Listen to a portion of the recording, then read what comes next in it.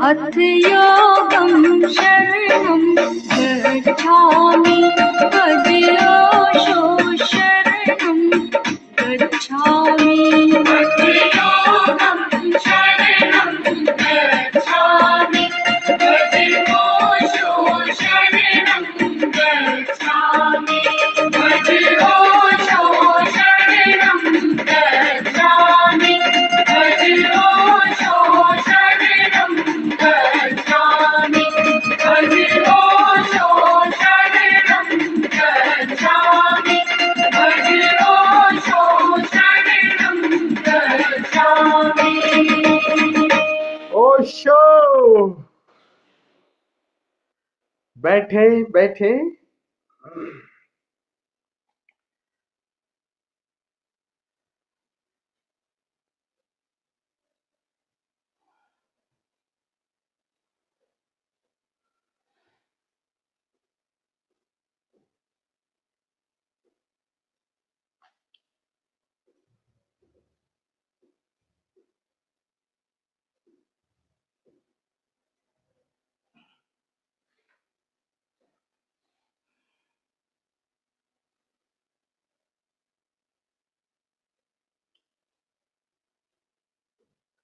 प्रज्ञा एवं ध्यान योग के इस दी सत्र में आप सभी मित्रों का हृदय से स्वागत करता हूं। आप सभी को प्रणाम करता हूं।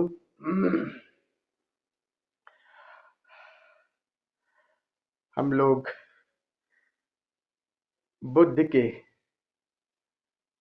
जो 7वां सूत्र है अष्टांगिक मार्ग का, वो सम्यक स्वीकार, कल भी हमने थोड़ी जानकारी ली और आज भी थोड़ा हम समझेंगे कि बुद्ध का ये सम्यक स्वीकार जिसे कह रहे हैं, क्योंकि आध्यात्म की यात्रा पर ये सम्यक स्वीकार ऐसे है कि जैसे वृक्ष अब बड़ा हो गया हो, अब कली फूल बनने को आतुर है, और एक वृक्ष का तो पूरा लक्ष्य है कि कैसे वो फूल फिर से बीज में रूपांतरित हो जाए और फिर एक बीज 1000 वृक्ष दे जाए इससे पहले। यही आध्यात्म की यात्रा भी है। अध्यात्म की यात्रा क्या है? अपने मूल में हम कैसे फिर से वापस पहुंच जाएं, और हैं भी वहीं पे हैं फिर से, लेकिन यात्रा इतनी प्रकृति की है हमारी सदियों से, ये जो कंडीशनिंग हो गई है उसकी वजह से भीतर, और उसी कंडीशनिंग को तोड़ने के लिए कैसे अपने मूल से फिर से जुड़ जाएं, उसी के बुद्ध 8 सूत्र देते हैं। और ये 8 सूत्र 7वां सबसे महत्वपूर्ण है। और क्या है आध्यात्म की सारी यात्रा? क्या है? बस शिकायत से अहोभाव की यात्रा। शिकायत धीरे धीरे टूट जाए और अहोभाव की यात्रा। अहोभाव से होना क्या है हमें कि हमारा होना ही पीड़ादायक है।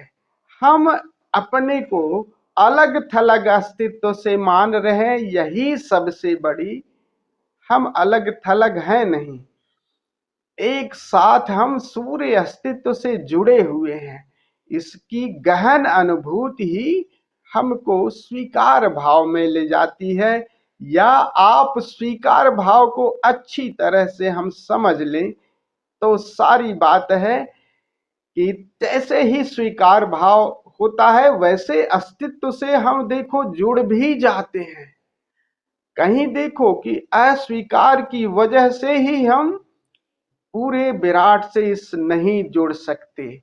तो जैसे जैसे ये स्वीकार भाव गहराएगा वैसे वैसे इस विराट से हमारा जुड़ना ज्यादा सरल हो जाएगा।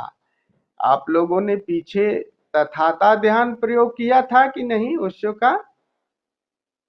ओशो तथाता ध्यान में कैसे कह रहे हैं कि कैसे हम एक हो जाएं। उसके जो प्रथम चरण कहते हैं कि बहना, जीवन बिल्कुल बहने जैसा हो, तैरने जैसा प्रयास नहीं, बहने जैसा।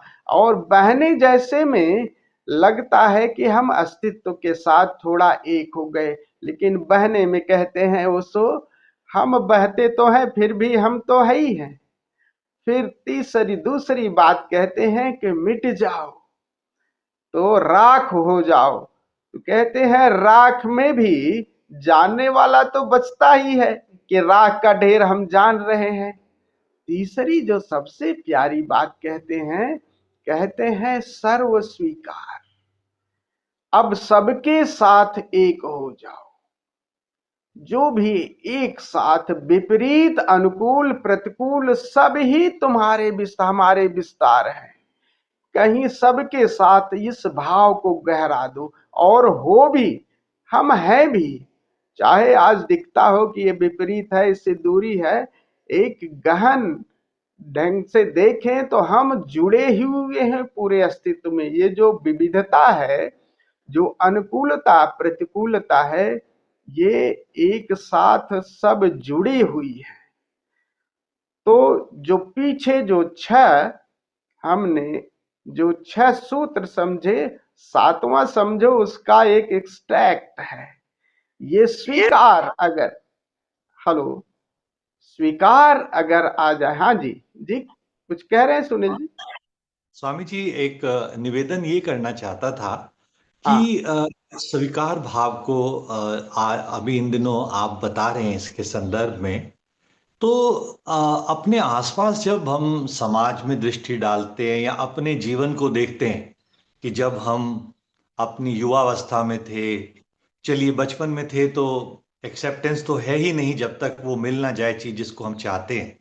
युवावस्था में भी लड़ते झगड़ते ही जीवन गुजरता है, स्वीकार भाव आता ही नहीं, जबकि वो एक प्राइम टाइम होता है कि हम अगर उस समय चीजों को समझे हुए होते तो ये पूरी सृष्टि ही शायद कुछ अलग होती।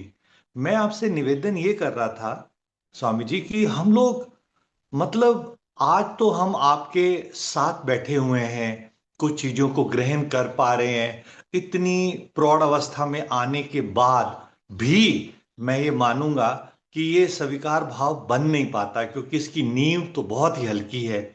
और आज हम समझते हुए यदा कदा इसको अपना पाते हैं, लेकिन मेजॉरिटी ऑफ टाइम ये चीजें स्किप भी करती हैं, अपने माइंड में उस तरीके से बन नहीं पाती।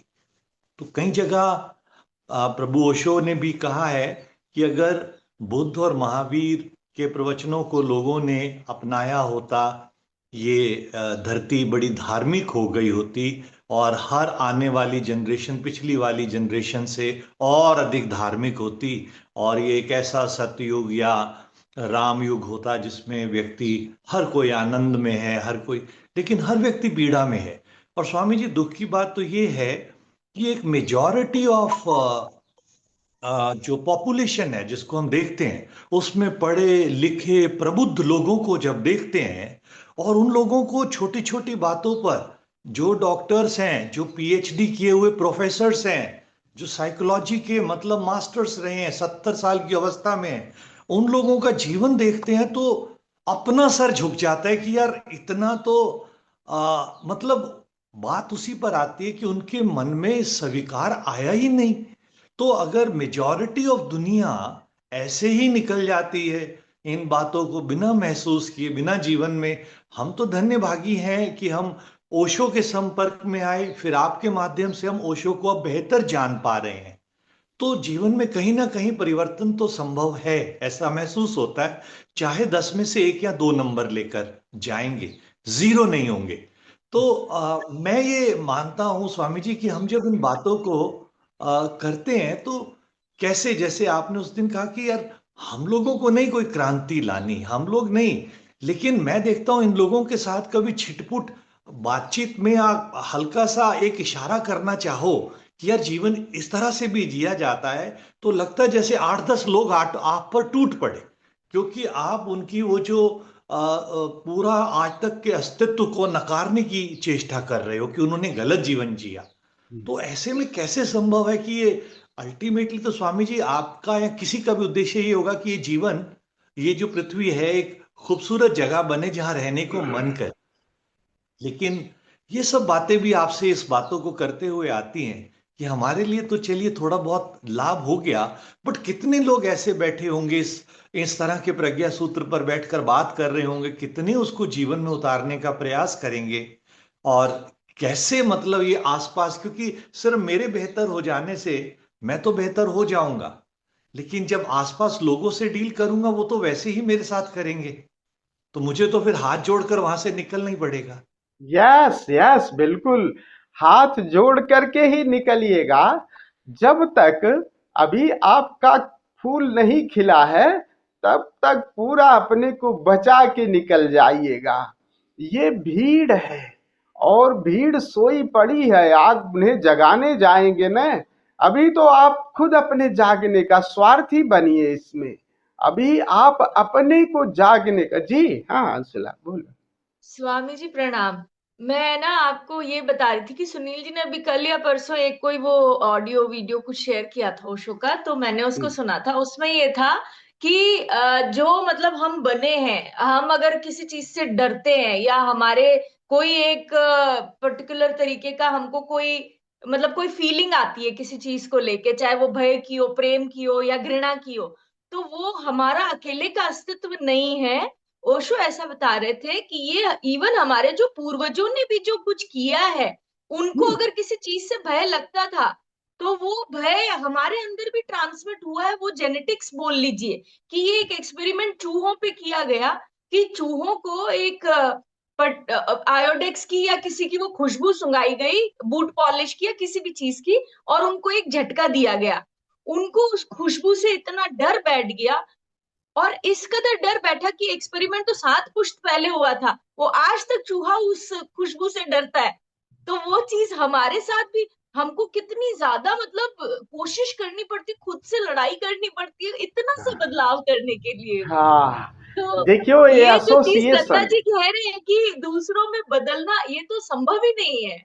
अपने अंदर भी बदलना संभव नहीं है। मुझे दत्ता जी इतनी बातों पे टोकते हैं जो बहुत सही होती है, मुझे लगता है यार ये मैं ऐसे कैसे कर सकती हूँ यार, ये बंदा मुझे इतने सालों से कह रहा है यार ये ऐसे मत किया करो। तो मुझे लगता है यार इतना सा बदलाव भी खुद के लिए भी संभव नहीं होता मेरे लिए करना। मुझे अच्छा जरूर लगता है जब कहा जाता है कि यार ये चीज ऐसे नहीं है, बट वही बात है गुरु जी। बहुत सुंदर। देखो आ, आ, सुनील जी, जहां हम जिस परिवेश में रह रहे हैं, उसका पूरा जो पोषण है ना, वो जो कह रहे हैं ना क्यों नहीं बदल रहा है, ऐसा होगा भी नहीं। ऐसा नहीं होगा।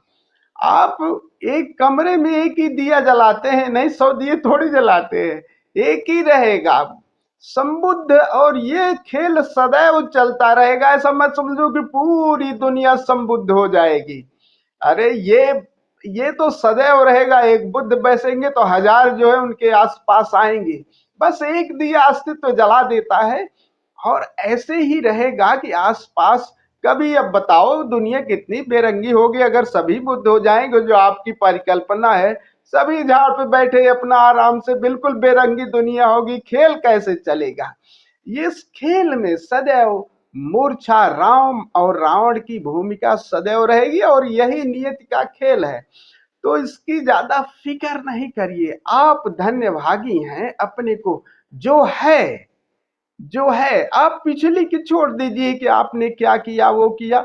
अभी आप यहाँ इस पर आ गए, इसके लिए धन्यभागी अपने को मानिए कि मैं अब इस यात्रा पर, चाहे जैसे भी हो, जो भी व्यक्ति मिला है तभी समझने की कोशिश कर रहे हैं। कुछ वो समझाएगा, जो नहीं समझ में आएगा प्यास है और जगह तलाशेंगे।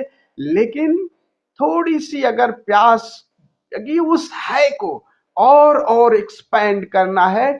जो जीवन में जो अप्रिय घटा, जो जीवन में अप्रिय घटा, तुम उसको भुला दो। तुम जीने का यही सलीका है। जो प्रिय है उसकी याद करो, जीने का यही। अप्रिय जो घटा है, न जो घटा है, न से है पर आइए पहले। तो अप्रिय को बार बार याद नहीं करिए। अप्रिय को याद करके हम फिर बाद में वही पास्ट की स्मृतियों में, और पास्ट में बहुत कुछ अच्छा भी घटा है, तो उसको उसको याद करें, उसको उसको याद करना है। तो ये तो पहली बात, तो खूब ध्यान रखिएगा कि आप पहले तो स्वार्थी बनिए। स्वार्थी इन अर्थों में कि अपनी यात्रा और ये फूल की खिलावट होगी तो आपको बदलना नहीं पड़ेगा, वो सुगंध अपने आप बदल देगी। उस सुगंध में वो जो भी भ्रमर है, वो चाहे कितनी दूर है, जिनको सुगंध नहीं जाएगी नहीं जाएगी।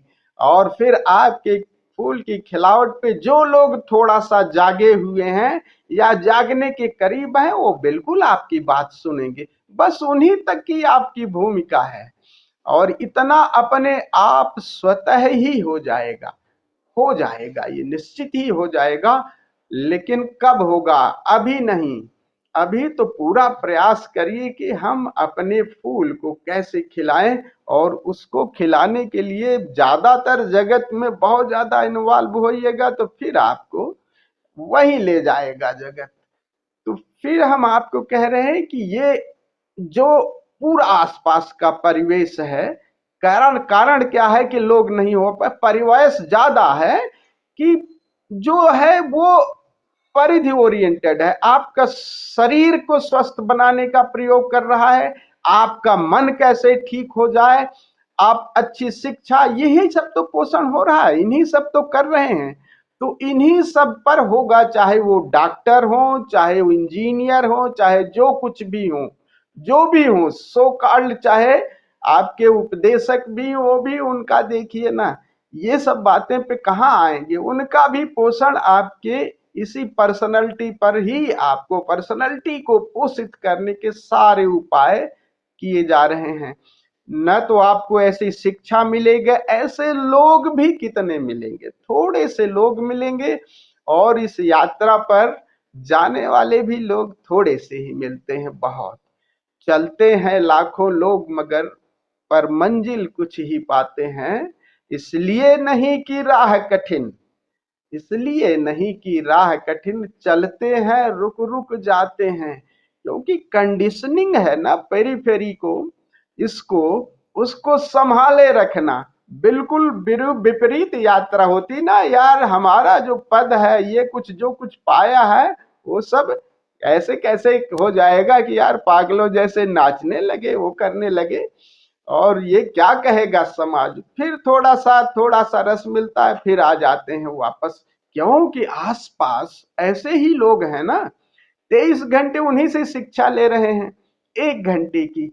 लेकिन ऐसा अब थोड़ा सा भी रस मिला है तो बाकी 23 घंटे में ऐसे लोगों को हम तलाश सकते हैं, ऐसे विचारों को, ऐसे भावों को भी तलाश सकते हैं कि उनसे यारी गांठ लें। अगर हम इससे अपार जाना चाह रहे हैं, जिन लोगों को आपने देख लिया कि वैसे हैं, अब उनसे भी शिक्षा ले लीजिए कि यार है तो ये बेचारी ऐसे ही दुखी, बताओ अच्छे अच्छे मतलब डॉक्टर्स, इंजीनियर, फिर वही वही वैसे ही दुखी हैं, अच्छे पद पे, अच्छे बुद्धिमान, इन्हें सो कॉल्ड इंटेलेक्चुअल, ये इंटेलिजेंस नहीं का इंटेलेक्चुअलिटी है, ये तो कहाँ से लिया? अरे इसी समाज से ही तो लिया, जो कुछ भी लिया है समाज से उसी को निकाल रहे हैं। उनकी अपनी कोई इंटेलिजेंस नहीं है, तो कितना भी ले लिया वो तो सब एक दिन जाएगा ही। आपके भीतर की खिलावट नहीं हुई है, ये जरूरी है। इस पर हम लोग जब काम कर रहे हैं तो ऐसे लोगों को देख करके आपको फिर अपनी की सुधि आएगी, तो और सुध आएगी तो जाग आइए, और ऐसे ऐसे वचन सुनिए, ऐसे लोगों से यारी गांठिए, ताकि वो जो यात्रा है बीच में फिर रुक जाएगी। लोग थोड़ी देर चलते हैं फिर रुक जाते हैं, थोड़ी ये मन का है, मन की स्थिति समझ लीजिए।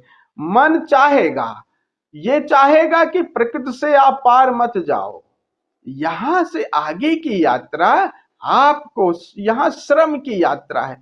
प्रकृति आपको इन दो में रखेगी। प्रकृति से मतलब आपका क्या है? प्रकृति का आप मतलब है इसी द्वंद्व में रहो, पालन पोषण करो, संघर्ष करो। प्रकृति संघर्ष से ही है, तो ये दो चीजें करेगी, इनके साथ जियो, पालन पोषण करो, ये पसारा करो, बस इसके आगे की नहीं।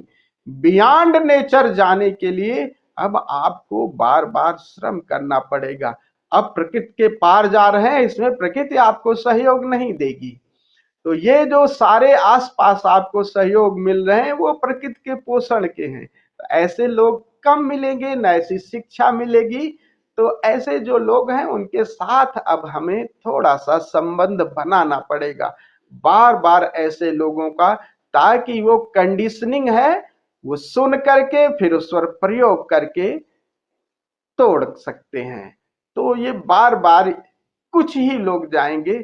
हम लोग धन्यभागी हैं कि कम से कम इस यात्रा पर फिर एक बार आपको दोहरा दूं कि इसमें असफल भी अगर जीवन जाता है ना, तब भी आप हमारी मृत्यु शांत, असफल भी अगर जाते हैं तो भी कुछ नहीं, यात्रा तो कुछ सीधी रेखा में किया हमने, और बाकी जीवन क्या क्या हुआ कुछ भी करेंगे आप। देखिए कुछ भी थोड़ा सा आंख बंद करके कर लिया कि चलो हम ये भी कर लिए, ये भी पढ़ लिए, क्या अंतिम समय में जब सांस टूट रही हो तो उसका क्या उपयोग हो पाएगा? कुछ भी नहीं। जो भी चाहे डॉक्टर इंजीनियर से हो, जो भी हो, जब देह से शरीर जा रहा होगा तो इन सब पे बल्कि ज्यादा छटपटाहट होती है। खूब देखा है मैंने, अरे जो कमाया, जो मेहनत की, वो सब सारी स्मृति, सारी डॉक्टरी सब गई, सब स्मृति विलीन हो गई। जो भी कुछ भी किया था वो कुछ भी नहीं। उस समय तो आपकी अपनी अवेकनिंग, आप जब अपने पे शरीर सिकुड़ रहा होगा उस समय तुम्हारी डॉक्टरी नहीं काम आएगी, वो डॉक्टरी नहीं काम आएगी, इंजीनियरिंग नहीं काम आएगी। उस समय तो आपका अंतस जागरण ही काम आएगा कि हम आंख बंद करके कितने प्रेम पूर्वक जा सकते हैं। तो ये बात न तो शिक्षण ज्यादा देगा, न बाहर का समाज इतना दे रहा है, इस पर काम नहीं हो रहा है। तो ये विडंबना रहेगी सुनील जी। तो बहुत थोड़े से लोग मिलेंगे, और धन्यभागी हो कि आप और अंशुला जी तो हो ना, साथ एक दूसरे को समझते हो और एक दूसरे को बताते हो, कोई वो बताते कुछ, इतने के लिए धन्यवाद दो। धन्यवाद दो कि हम 3 लोग आज हैं। ये भी नहीं होगा कल को, नहीं हो, अभी है तो इसका आनंद लीजिए, मजा लीजिए। और इसको जैसे जैसे हम, इसको जैसे जैसे और हम भाव करते हैं वैसे वैसे आपको देखो अस्तित्व आपको देने लगता है। ऐसे ऐसे लोग, ऐसी बुक्स, ऐसे सब अपने आप मिलने लगता है। हम जो चाहते हैं उसी को हम फैलाते हैं तो अस्तित्व ऐसे लोगों को दे देगा। ये बात खूब खूब। तो न पे दृष्टि हमें नहीं रखनी है पर दृष्टि। पीछे की जो भी घटनाएं घटी अप्रिय, फिर से कहूं, जो अप्रिय घटा पास्ट में उसको सबको बिल्कुल मिट्टी डालो, जो देसी कहावत है, मिट्टी डाल दे। बहुत सारा प्रिय घटा है, और प्रिय घटा है कि आप स्वस्थ हैं, सब कुछ है, और उस यात्रा पर हम लोग चल भी रहे हैं। ठीक है, इसके लिए धन्यवाद परमात्मा की समय से हमें जगा दिया। इसको बार बार खूब याद रखना है। तो ये बात हमें ध्यान रखनी है, और उनकी छोड़ दीजिए, ज्यादा अब उन पे ज्यादा नहीं। बिल्कुल कहीं आप ऐसा नहीं करिए कि सोए हुए को जगाएंगे तो वो बिल्कुल आपको बौखला करके आपके ऊपर पड़ जाएंगे। तो जो एक कदम चल रहे थे वापस आप फिर जो है, अभी तो थोड़ा सा हमने अपनी झाड़ की है, थोड़ी सी तो धूल धमास झाड़ी है, फिर उतनी धूल धमास पड़ जाएगी। तो फिर इन सबसे बल्कि बचे रहिए। स्वार्थी, पहले तो स्वार्थी बनिए, अपने दिए की, अपने फूल की चिंता करनी है। तो ये बात ध्यान रखिएगा। तो इनकी बात बहुत ज्यादा समाज की हमें फिक्र नहीं करनी है, अपना ख्याल स्वीकार का खूब। और कुछ अंशुला कहेगी क्या? है? तो स्वीकार का ये जो है, ये इसको समझ लीजिए कैसे ये भीतर उतरे। ये उद्देश्य, ये समझ लीजिए अक्सर क्या हुआ, उद्देश्य और फल को एक ही चीज समझ के, इसलिए परिणाम को ही उद्देश्य समझ लिया गया। ये बड़ी विडंबना हुई। स्वीकार भाव इसी नहीं आ रहा है, और स्वीकार भाव आता है तो उसमें श्रम गायब हो जा रहा है। मोस्टली लोग स्वीकार भाव को यही कर देते हैं कि श्रम करते नहीं, अपने हिस्से में कहते हैं कि जब स्वीकार कर लो सब कुछ, और जो स्वीकार में कभी कभी अकर्मण्यता नहीं, प्रयास से स्वीकार आना चाहिए। इसलिए उद्देश्य, कर्म और फल, ये 3 चीजें हैं। उद्देश्य पहला होगा, कर्म उसके पीछे आएगा, फल और पीछे है। बिना उद्देश्य के कर्म का पीछा नहीं करेंगे। आप एक उद्देश्य लेके चले हैं कि हमें साधना करनी है, तब उसके लिए आप समय पे तैयार हुए। एक उद्देश्य तो लिए ना, भाई समय पे तैयार होना है, और उद्देश्य में फोकस आप अपने उद्देश्य पे रहे कि हमें समय पे तैयार होना है। अब उस समय ये होगा कि यार आज स्वामी जी आएंगे कि नहीं, अंशुला और लोग आएंगे कि नहीं। पहले से अगर फल पे हमारी, देखो अगर फल पे दृष्टि रहेगी तो उद्देश्य में आप लविंग नहीं हो पाओगे, प्रेम से नहीं हो पाओगे। उद्देश्य, आपको जिस उद्देश्य के लिए आप कर्म करने जा रहे हैं वो फल को मत करिए। फल कल आऊंगा कि नहीं आऊंगा, लोग मित्र आएंगे नहीं गए, वो अस्तित्व जाने, इस पर आपका कोई वो नहीं है। लेकिन आप तैयार हो रहे हो, आप प्रेमल हो रहे हो, आप वो सारी व्यवस्था कर रहे हो कि हम चलेंगे आज ध्यान के लिए, और फिर वहां पर बात हुई कि न हुई, ये परिणाम आया कि नहीं। कभी कभी हम भी अगर चले, हम भी आए बैठे और देखे कि आज केवल एक ही आ गए, अब उसमें परेशान हो जाए, उसमें दुखी हो जाए, या कि आज कम लोग आए, या आज इस तरह से हो जाए, ये आ जाए भाव, तो बात उल्टी हो जाती है। हम अपना प्रयास पूरा करके अपनी टोटलिटी के साथ अपने उद्देश्य को लेकर के आए, आप आए, बस इतना। अब उसके लिए आपने जो कर्म किया था, कर्म करने में प्रेम पूर्ण और होश पूर्ण रहे। माला पहनी, स्नान किया, कपड़े पहने कि चल रहे हैं आज उस अंतर यात्रा पर। अब यहां तक ये आपका, ये आपके हिस्से में है। दूसरी बात है कि अब सोच करके वहीं से चले कि यार चल रहे हैं कि आशुतोष आएंगे कि नहीं, अमृतो जी आएंगे कि नहीं, कुलदीप जी आएंगे कि नहीं, अंशुला आएगी कि नहीं, उसकी फोटो देखे। अब ये चीज अगर तैयार होते हुए भी, तैयार होते समय अगर ये ध्यान में रहेगा, तो जैसे ही अंशुला की पिक्चर नहीं दिखाएगी वैसे मन ऐसे जाएगा, आज अंशुला नहीं आए, आशुतोष नहीं आए। ये नहीं, हम उद्देश्य, जो उद्देश्य लेके चले हैं वो परिणाम उसका आए, ये ऐसा कोई जरूरी नहीं, ऐसा जरूरी नहीं। ये हमें ध्यान में डाल लेनी है, स्वीकार तभी आएगा, नहीं तो तुरंत यही अस्वीकार आ जाएगा, तुरंत मन दुखी हो जाएगा। अच्छा अंशुला नहीं आया, आशुतोष नहीं आए, अब ये नहीं आए तो हम ध्यान तो करेंगे।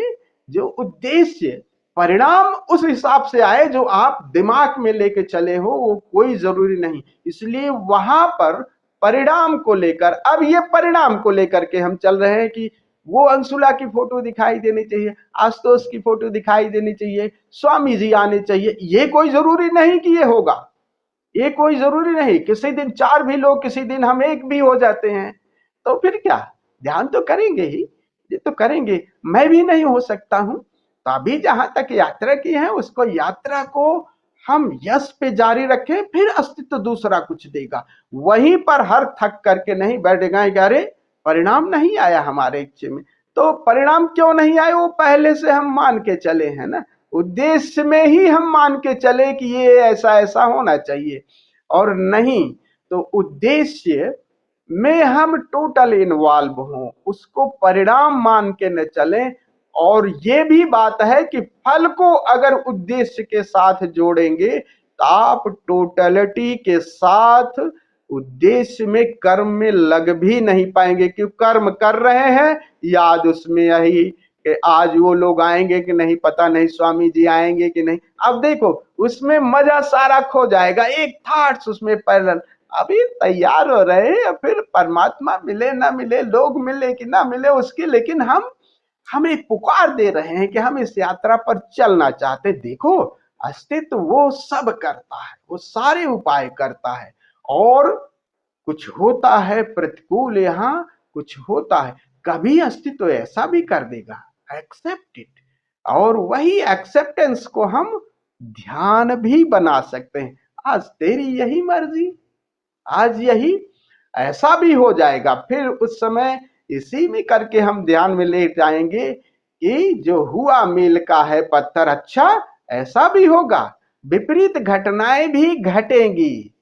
तो हम पहले से ही ये मान के चलेंगे तो अस्वीकार हो जाएगा। ये मान के चलिए उद्देश्य के साथ कि सब घट सकता है, लेकिन अपनी तरफ से यश का प्रयास करके चलना है। अपनी तरफ से ये भी हो सकता है, ये भी ध्यान रखिए कि दोनों हो सकता है, लेकिन हम हाँ की बात लेकर के चले कि अस्तित्व, मैं इस यात्रा पर चल रहा हूं, मुझे सहयोग करो। उन लोगों, सभी मित्रों को के साथ हम यात्रा करना, संघ के साथ यात्रा।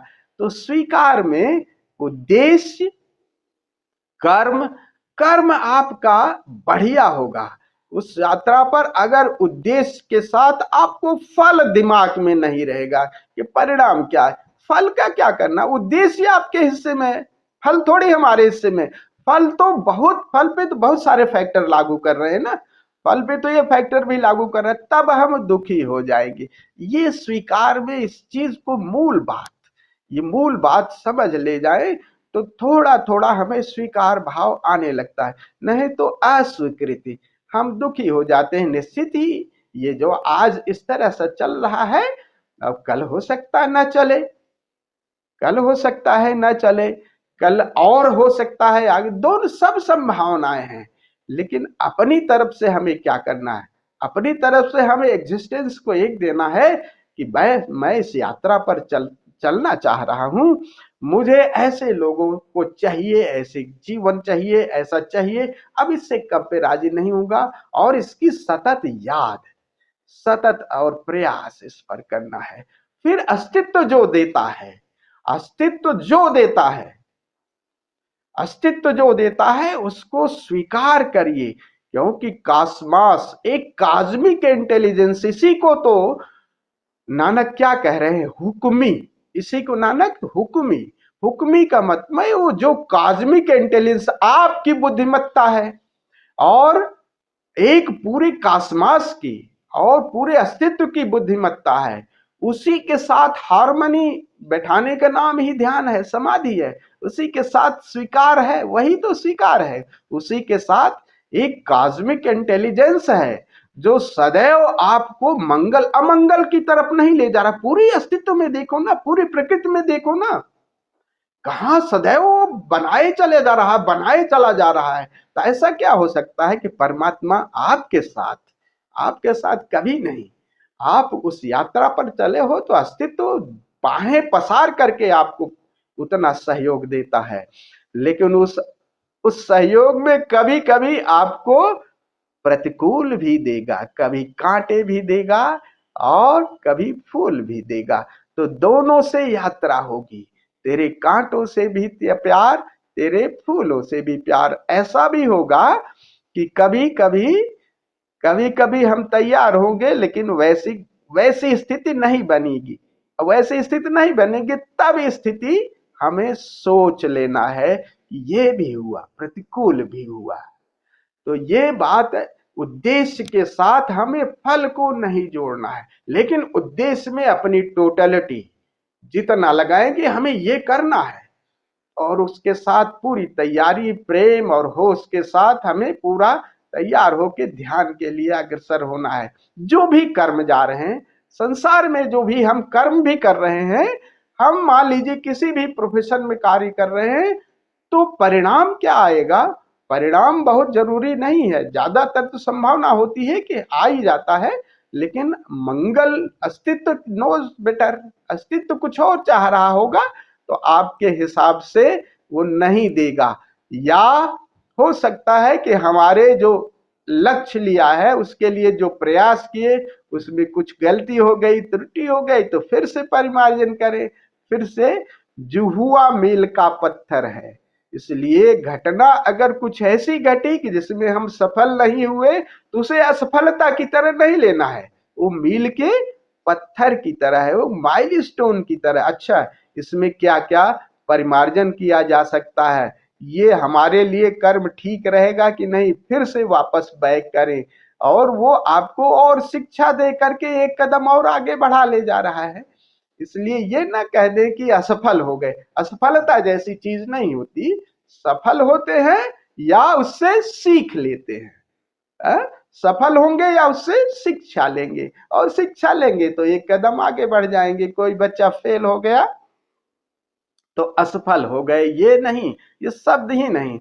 बच्चा असफल हो गया, बच्चे को उससे शिक्षा लेनी चाहिए कि हमने कहीं अच्छे ढंग से तैयारी नहीं की, कहीं कोई दिक्कत हो गई, क्या परिणाम नहीं आए अनुकूल, तो हमारी पढ़ाई में हमारे शिक्षक ने कुछ हम इस तरह से नहीं, तो फिर अगेन यही शिक्षा मिली और फिर से करें, फिर सफलता हाथ आती है।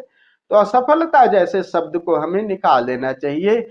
हम आगे जाते हैं एक कदम या उससे शिक्षा लेते हैं, और शिक्षा भी एक कदम हमें आगे ही तो बढ़ाती है। तो ये स्वीकार भाव में हमें ये लेना है कि उद्देश्य और कर्म और फल, फल की पे दृष्टि हमें रखनी है। हमें उद्देश्य पर टोटलिटी के साथ जिस कर्म में लगे हैं उसमें पूरे लविंग के साथ, पूरी टोटलिटी के साथ, फिर परिणाम जो आए उसी को कह रहे हैं स्वीकार। अब स्वीकार को थोड़ा सा समझते हैं। स्वीकार क्या है, तो सरलता से शुरू करें। जो अनुकूल है, हम अमूमन देखो ना क्या होता है, हम अनुकूल को भी नहीं स्वीकार करते। अभी पीछे घटना घटी, देखो तुम्हें एक बताऊं बात। अभी क्या होता है, ये माइंड ऐसा हो गया है, इतना पोषण। एक पटना की लड़की थी, वो इसमें आईआईटी की एग्जाम में उसका 93% से 93% से वो पास हुआ आईटीआई। और वो जो है आत्महत्या करके, मतलब उसने आत्महत्या कर ली। केवल आत्महत्या इसलिए की कि हमारे 98 क्यों नहीं आए, मैं प्रथम पे क्यों नहीं आई। ये देखो, अनुकूल अनुकूल को भी प्रतिकूल बना लेता है मन। इतना कुछ मिला तो अनुकूलता में भी जो प्रतिकूलता कर लेगा, ऐसा मस्तिष्क सदैव नकारात्मक में। अब जो मिला, क्या मिला, इतना 93% से तुम सफल हुए है इस पर, और वो आत्महत्या जीवन ही खत्म कर लिया। तो अनुकूल मिला उस पर धड़ाधड़। अब 98 पर अगर दृष्टि है तो अब तुम नहीं है पे दृष्टि हो, तब नहीं है से अस्वीकार आएगा, और वो अस्वीकार तुम्हारी आत्महत्या का कारण बना। और 93% आए, देखो इतना ज्यादा, इतनी बड़ी सफलता। लेकिन ये केवल उसको ये है कि हमारी ही सहेली 98 पे पा करके प्रथम पे आ गई, मैं उसके साथ, अब दृष्टि उसके साथ की है। अब वो संघर्ष में वो उसने क्या किया कि जीवन ही खत्म कर दिया। तो इस तरीके से अगर हम दृष्टि, तो है कुछ मिला, 93% मिला। एक कहानी है चंदूलाल की, कहानी कहूं सुना। कहते हैं कि चंदूलाल अपने बच्चे डब्बू के साथ जो है वो नदी पे, उस पे समुद्र के किनारे जैसे कर रहे थे, अपना घूम रहे थे। तो ऐसे लहर आई और चंदूलाल के वो जो डब्बू हैं, वो चंदूलाल तो बच गए वो, लेकिन डब्बू का जो बच्चा था, वो बच्चा वो लहर ले गई। अब चंदूलाल को तैरना तो आता नहीं था, वो चिल्लाए कि बचाओ बचाओ, मेरा मेरा बेटा गया, वो लहर ले गई।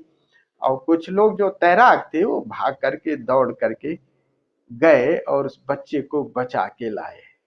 और बचा के लाए और चंदूलाल को दिया, और जो बचा के लाए अच्छा तैराक था। और फिर लहर जब उधर से आ रही थी तब सरल हो गया, और वो तैराक ने उसे बच्चे को ले आकर के चंदूलाल को दे दिया। तो चंदूलाल ने देखा, बच्चे को लिया। अब देखो ये चंदूलाल की दृष्टि, चंदूलाल कह रहा है बच्चा तो बच गया, इसकी टोपी कहाँ गई, टोपी लगता है बच गई, टोपी तुमने क्या अब ये चंदूलाल की कहानी इस तरह से कि नहीं है, पर बच्चा बच गया, जीवन बच गया, जो लाया उसको धन्यवाद। वो कह रहे यार टोपी कहाँ रह गई, बड़ी सब अच्छी टोपी थी। तो वो चले आए, 2-4 दिन घर आ गए। तो एक दिन अब चंदूलाल से रहा नहीं गया, तो उसके घर गए। कहें कि आ, मैं आया हूँ उस बच्चे के विषय में बात करने के लिए। तो उसने सोचा होगा कि एज इट इज कि थैंक यू देने आए हैं, कि मतलब चंदूलाल कि थैंक यू देने आए हैं। तो चंदूलाल ने कहा कि जब उसने कहा कि ठीक है कोई बात नहीं, ये तो हमारा फर्ज था, मैं तैरने जानता था तो बच्चे को बचा लिया गया, तो इसमें कोई शुक्रिया की बात नहीं है। तो चंदूलाल कह रहे हैं नहीं नहीं, शुक्रिया की बात नहीं, बस वो टोपी हमें ध्यान में आ रही है, वो टोपी गई कहाँ होगी आखिर।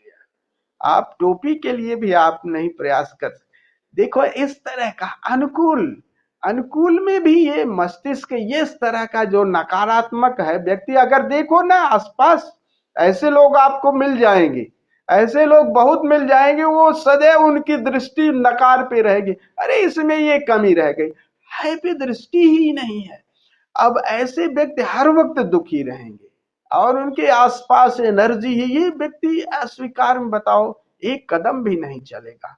तो दृष्टि अनुकूल जो है उसको पहले, अनुकूल जो भी घटना घटी उसके लिए खूब अहोभाव, खूब धन्यता के भाव से है। पर तो जब अनुकूल जो घटना घटती है, पहला है उससे शुरुआत करें, जो भी अनुकूल घटा खूब खूब अहोभाव, शिकायत नहीं, उसके लिए अनुकूल। फिर प्रतिकूल घटे तब भी धन्यवाद दो परमात्मा की कि पता नहीं तेरी मर्जी है। और हर समय आसपास देखिए ना प्रतिकूल घट भी रहा है, और कभी कभी प्रतिकूल घटता है, उसका दूर का हमें पता नहीं होता। वो कहानी अभी ज्यादा लंबी हो जाएगी, कि वो कहानी भी आप लोगों ने सुनी होगी ना, कि वजीर और राजा की कहानी थी। कि वजीर ने एक तलवार लाई, वो देने के लिए व्यापारी कोई लाया, वो तलवार खोला तो राजा की अंगुली कट गई। अंगुली कट गई तो खैर उस पट्टी वट्टी हो गई। तो वजीर जैसे वो था सूफी टाइप का था, उसने कहा जो हुआ अच्छा हुआ। राजा बड़ा गुस्से में आ गया, उसने कहा जो हुआ अच्छा हुआ, मेरी अंगुली कट गई, गधे कहीं के, तू वजीर कैसा है, बंद। उसने जेल में बंद कर दिया। कहा जो हुआ अच्छा हुआ है, क्या हुआ, मेरी उंगली कट गई। तो वजीर ने कहा अस्तित्व तो सदैव मंगल करता है राजा जी, ये मैंने खूब सीखा है, आज उंगली कट गई है ये परमात्मा की मर्जी है। अब हुआ कैसे कि जैसे वो अब दूसरा वजीर उसके साथ आ गया, अब राजा और आ गया, तो नौसिखिया था, तो राजा अकेले ही गया जंगल में आखेट करने के लिए। बोर तो नहीं हुआ आप लोग? हम लोग इस कहानी से थोड़ा सा सीखें। तो क्या कह रहे हैं, ओशो की ये कहानी है बहुत अच्छी। तो गए वो वहां पर, आदिवासियों ने पकड़ लिया उस राजा को, और पकड़ लिया, क्या हुआ उस दिन उसको कुल देवी की उनको पूजा करनी थी, और किसी मनुष्य का उन्हें मांस खाना था, उस कुल देवी को चढ़ाना था। कहे आज तो मिल गया, मानुष मिल गया। और फिर उसको पकड़ करके राजा को वो बलि देने के लिए गए, उसको नहलाया धुलाया गया। तो जो नहलाने वाला था, तो उसका जो राजा का जो नौकर था आदिवासियों का, तो वो जब नहला रहा था राजा को, उसने देखा कि अरे इसकी तो एक अंगुली कटी हुई है।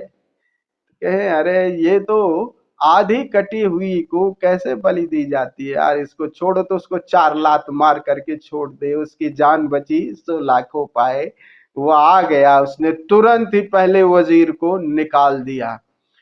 तो निकाला, कहा कि अरे तुमने उस दिन बहुत सही कहा, सही कहा कि ये तो बढ़िया हो गया, अच्छा हो गया, आज ये बात पता लगी। तो ये तुम्हारे साथ हमने बहुत गलती की, तुम्हें जो है जेल में बंद कर दिया, ये बहुत गलती की। कहें नहीं महाराज, ये भी जो हुआ अच्छा हुआ। कहें अभी ये क्या बात कर रहे हो, क्या जो हुआ अच्छा हुआ? कहें अच्छा ही हुआ ना, हम वजीर थे आपके साथ जाते, फिर तो मेरी तो गर्दन कलम हो जाती ना। तो अस्तित्व ने ये भी मंगल किया, देखो कैसे बचा दिया, हम दोनों को बचा दिया, आप भी बच गए। एक कहानी कह रहे हैं कहानी कह रहे हैं कि ये अस्तित्व हमें सदैव उस तरफ, मंगल की तरफ लिए चला जा रहा है। और स्वीकार भाव से वो संवेदना पैदा होगी कि हम किधर जाना चाह रहे, वो अस्तित्व किधर ले जाना चाह रहा है, वो स्वीकार भाव से आएगी। तो पहली स्थिति है अनुकूल का स्वीकार, फिर दूसरा है प्रतिकूल का। घटनाएं प्रतिकूल घटी, वो वजीर बताया कि आज भले तुम्हें प्रतिकूल लग रहा है, लेकिन ये अंततो गत्वा आपके लिए अनुकूल है। आज कोई ठोकर लगी, उस ठोकर से आपको एक शिक्षा भी मिल रही है। तो प्रतिकूल अगर घटना घट रही, वो आपके एक कदम ऊपर जाने के लिए। तो प्रतिकूल के लिए भी धन्यवाद। धन्यवाद उस तरह से जैसे उस वजीर, सूफी वजीर ने किया था। तो पहले अनुकूलता से शुरुआत करनी है, फिर प्रतिकूल जो घटना घटे उस पर भी दृष्टि रखिए। अच्छा, अब तेरी मर्जी, तेरी मर्जी, हमने तो जो भी करना है, अब मेरी समझ में नहीं आ रहा है, तू जाने। अब यही को, इसी को हुक्मी हुक्म चलाए रहे, नानक बिगसे बेपरवाह। धीरे धीरे ये घटना प्रतिकूल के साथ भी हमें ध्यान में रखना होगा। दूसरा, फिर अगली जो तीसरी बात है कि अपने को स्वीकार करें। पहली तो घटनाएं हैं अनुकूल और प्रतिकूल, अपने को स्वीकार करें। अक्सर हम में काम है, हम में क्रोध है, हम में ये घृणा है, स्वीकार भाव से रूपांतरण हो जाता है। हम में ये कमियां हैं, एक्सेप्ट इट। अक्सर हम नहीं मानते ना कोई घटना, अरे गलती तेरी हो गई होगी, हम उसको ये नहीं कहते कि इसमें हमारी, अरे उसके कारण ऐसा हो गया। अक्सर ही कहते हैं ना परिस्थितियों को दोष, ऐसी परिस्थिति मिल गई तब ऐसा हो गया। अक्सर नहीं, वो घटना घट गई। अपने को भी स्वीकार करो। अपनी जो मनस्थिति है, हम ऐसे हैं, अस्तित्व ने हमें ऐसे बनाया है, अभी हमें काम है, अभी हमें क्रोध है, हमें अभी मूर्छा है, हम इस पर काम, इस पर अपने पर भी ध्यान रखें। फिर दूसरे का भी, पहले तो अपना स्वीकार, अपनी भावनाओं का, अपने विचारों का, अपने शरीर का, जैसा भी मिला है उसको स्वीकार करना है। फिर दूसरे का भी स्वीकार, आपके आसपास जो भी हैं, उनमें जो भी जैसे भी लोग हैं उनको स्वीकार करिए। स्वीकार उतना जितना आप परिवर्तन कर सकते हैं कि ऐसा है। अस्वीकार से क्या होगा, आप हर वक्त तने रहोगे। अब जो पड़ोसी जैसा मिल गया है रहेगा तो वैसा है। तो आप अगर उसमें कुछ उपाय कर सकते हो तो उपाय कर लेना, नहीं तो स्वीकार कर लेना कि बस परमात्मा तेरी मर्जी, ऐसा बसाया है तो हमारे, हो सकता है हमारे धैर्य की, तू एक हमारे धैर्य का पाठ पढ़ा रहा हो भाई, तो हमें उसको स्वीकार। अस्वीकार से होगा तनाव हो जाएगा, और तनाव से हम उस यात्रा पर नहीं आएंगे। तब फिर आसपास के परिवेश का, और उस परिवेश में कुछ अनुकूल भी होगा, कुछ प्रतिकूल भी होगा। तो क्या है, अनुकूल का पहले स्वीकार, जो घटनाएं हमारे आसपास, फिर प्रतिकूल का भी स्वीकार, फिर अपना स्वीकार, फिर दूसरे और अदर्श जो हैं उनका भी, अपनी जो स्थितियां है उसका भी स्वीकार, अपने में जो भी कमियां हैं उसका भी स्वीकार। अस्वीकार होता किसका है, कमियों का तो होता है। तो अपनी भी कमियां हैं उनको भी स्वीकार करें, और आसपास के जो लोग हैं उनको भी स्वीकार करना है। और फिर अंतिम बात होती है जिसे ओशो कहते हैं सर्व स्वीकार, सबके साथ एक हो जाने की, एक साथ।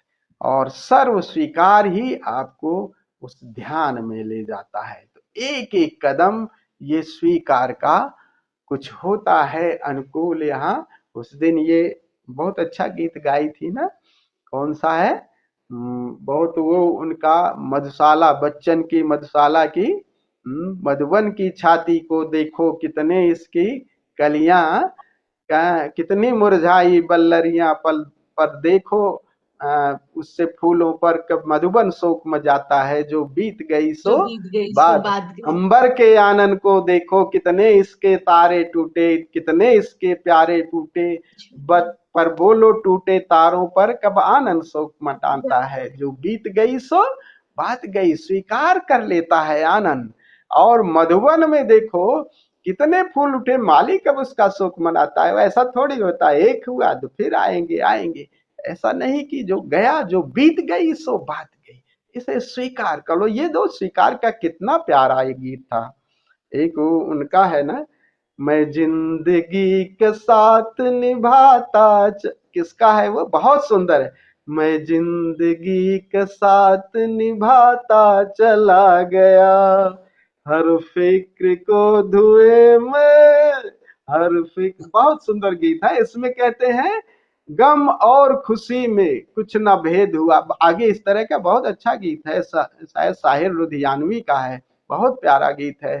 कह रहे हैं कि गम और खुशी में हमें कोई फर्क नहीं, गम भी आई खुशी भी हो तेरी भी, हम बस बेफिक्री के साथ अपने, उसको जैसे धुआं उड़ जाता है उस तरह से। तो ये जैसे जैसे स्वीकार बढ़ेगा, दोनों घटनाएं जीवन में अनुकूल और प्रतिकूल दोनों से हम शिक्षा ग्रहण करेंगे, स्वीकार करेंगे कि तू जो भी घटा रहा है, हम तो बस जस्ट लाइक हालो बैम्बू, मैं धीरे धीरे बांस की पोंगरी होता जा रहा हूं, अब तुम इसमें विरह के संगीत छेड़े या मिलन के गीत, वही बांसुरी है, अब तुम मिलन के छोड़ेगे तो मैं वो गा दूंगी, मैं तो बांस की पोंगरी, तो जो उसमें फूंक मार दे, तो कभी अगर रुलाएगा तो रोऊंगा, कभी हंसाएगा तो हंसाऊंगा, लेकिन स्वीकार के साथ, रोऊंगा भी हंसूंगा।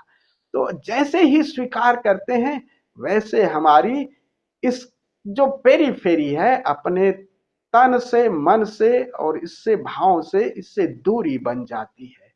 तो पेरीफेरी पे तो वो चीजें चलती रहती हैं, अस्वीकार से हम उसी पे आ जाते हैं, फिर अस्वीकार से हम बंद हो जाते हैं, स्वीकार से हम अस्तित्व से जुड़ जाते हैं। अंतिम बात तो है कि हम कैसे इस एग्जिस्टेंस के साथ, अस्तित्व के साथ एक हो जाए, वो सर्व स्वीकार अंतिम बात है।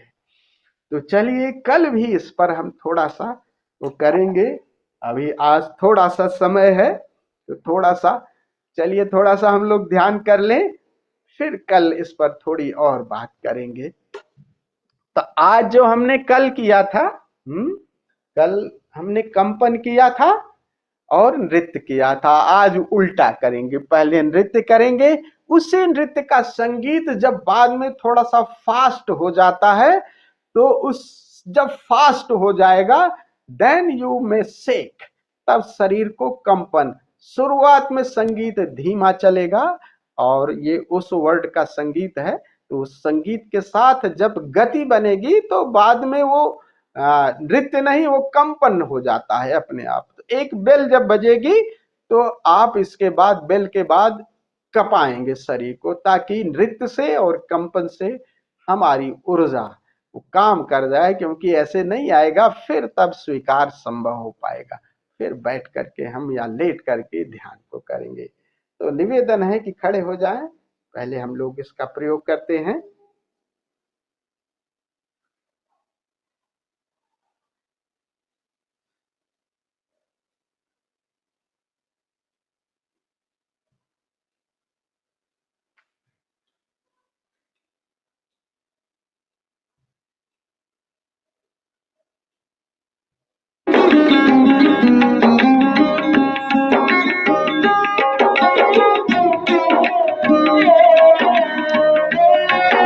Max volume.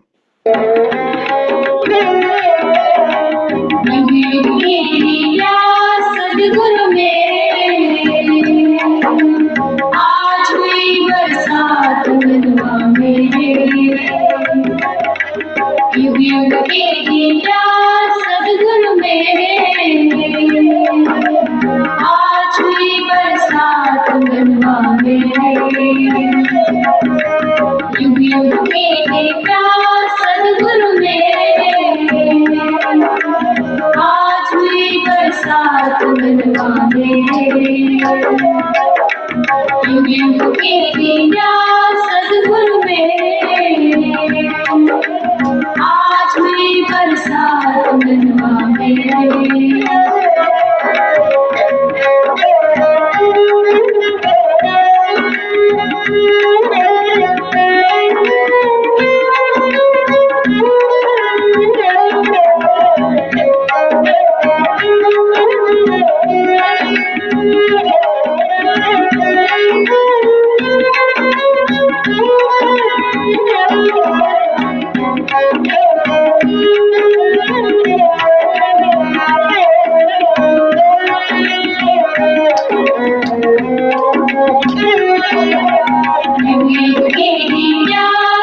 सद्गुरु मेरे,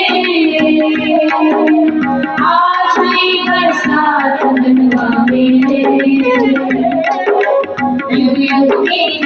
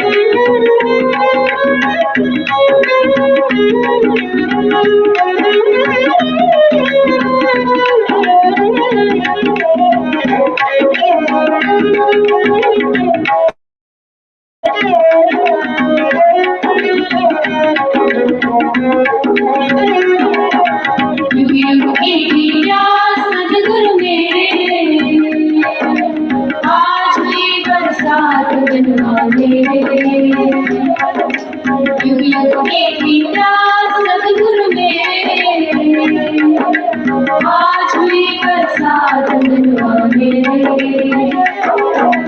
युग युग की विद्या सद्गुरु मेरे, आज हुई बरसात बनवा मेरे, युग युग की विद्या सद्गुरु मेरे, आज हुई बरसात बनवा मेरे।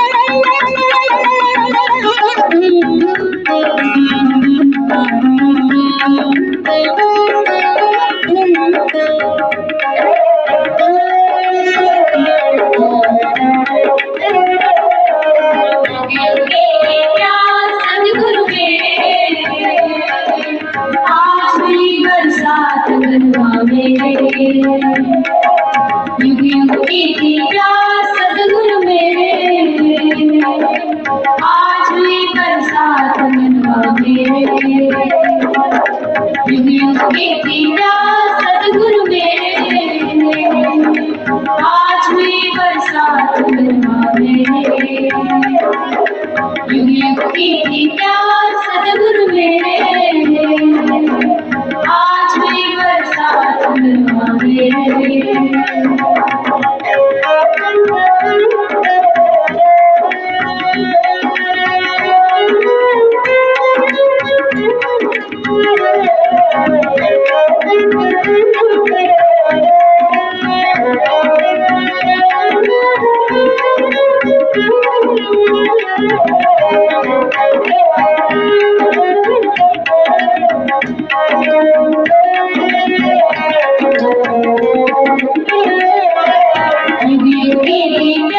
सदगुरु मेरे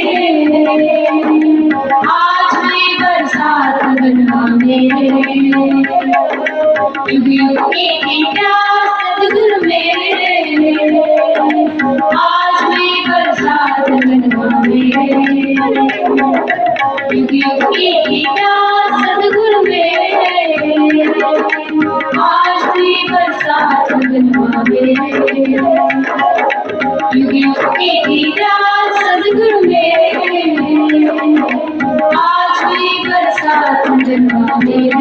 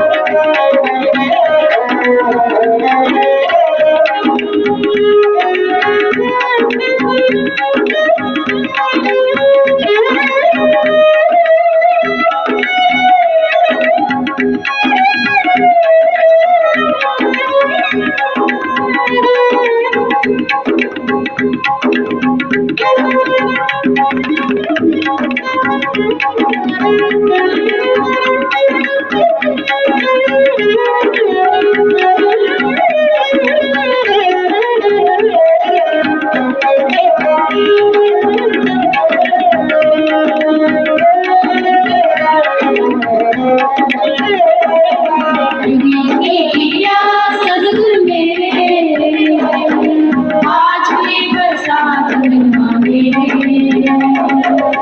युग की प्यास सदगुरु मेरे आज हुई बरसात बनवा मेरे।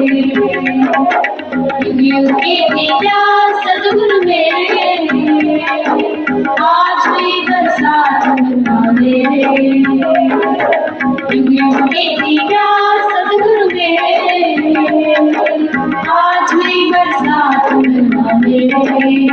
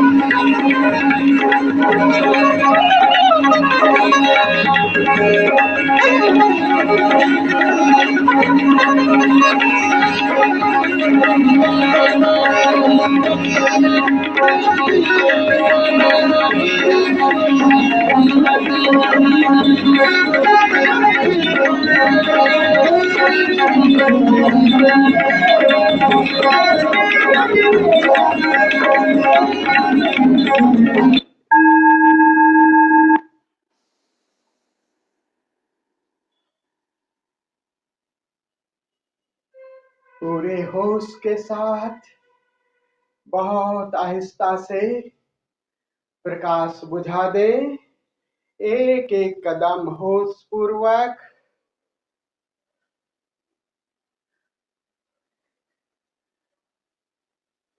पूरा अंधेरा कर ले।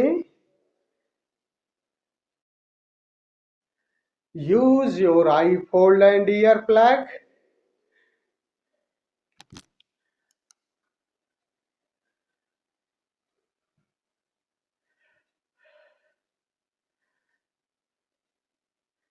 Lie down in Savasana or relax your body totally। छोड़ दें, बिल्कुल छोड़ दें अपने को।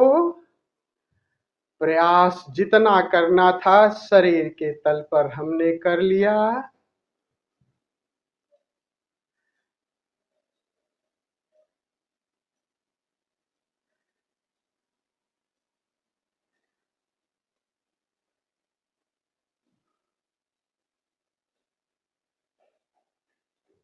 लेट गो, पूरा छोड़ दे शरीर को। बट बी वाचर, स्वीकार करें अपनी देह का। ये देह जैसी भी है, ये हमारा मंदिर है। एक्सेप्ट इट, प्रेम से स्वीकार करें।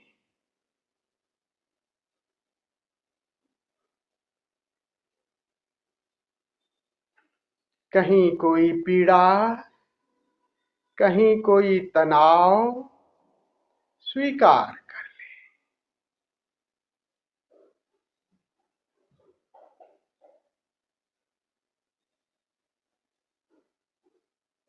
कुछ भी बदलने का प्रयास नहीं। स्वीकार करें अपनी श्वासों को। विचार चल रहे हैं, श्वास तेज है। Don't try to change it, accept it. जो जैसा है और हम जान रहे हैं। विचार के बादल उमड़ घुमड़ रहे हैं, स्वीकार करें। कहीं कोई तनाव, स्वीकार करें।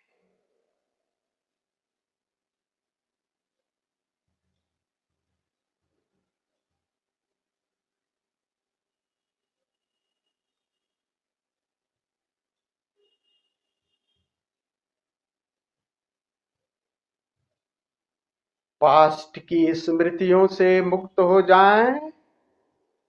भूत में कोई अप्रिय घटा, स्वीकार कर लें घटा। ये हमारे लिए जरूरी था। वर्तमान में जो भी है, कहीं कोई पीड़ा, आसपास कहीं कोई आवाज, सबको स्वीकार कर ले। और सब में बस वही एक है जो आप में है।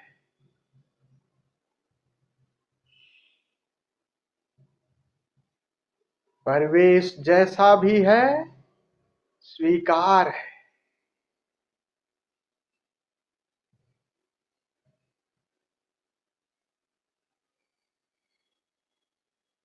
ऊपर आकाश, नीचे धरती, सबके साथ स्वीकार करते ही एक नाता जुड़ गया। अस्तित्व में जो भी भला है या बुरा है, सबके साथ हम जुड़े हुए हैं। जुड़ जाए,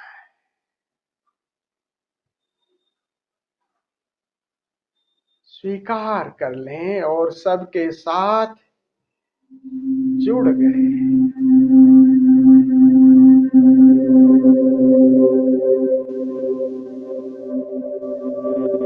स्वीकार से ही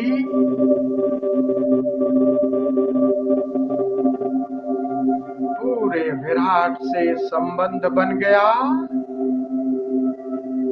अच्छा भी हमारा विस्तार और बुरा भी हमारा, जो घटा वो भी स्वीकार, अच्छा या बुरा सब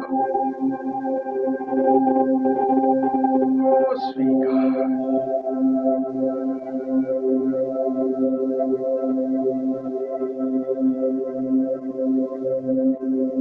स्वीकार भाव से सब कुछ देखो, एक अद्भुत शांति भीतर छा गई, एक अद्भुत आनंद की अनुभूति। Now look your inner space. बंद आंखों से आकाश को निहारें।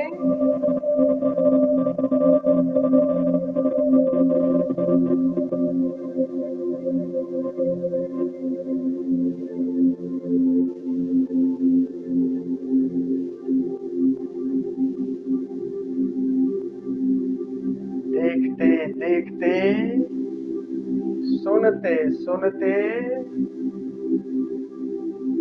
और गहरे उतरते जाएं,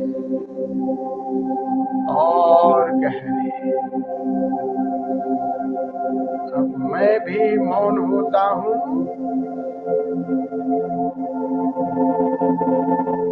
इस परम शांति, परम शून्यता की गहराई में उतरते जाएं। इस शांति और शून्यता जो असीम है,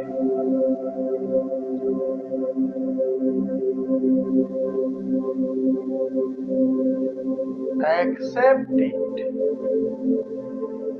and connect with it. Go deeper,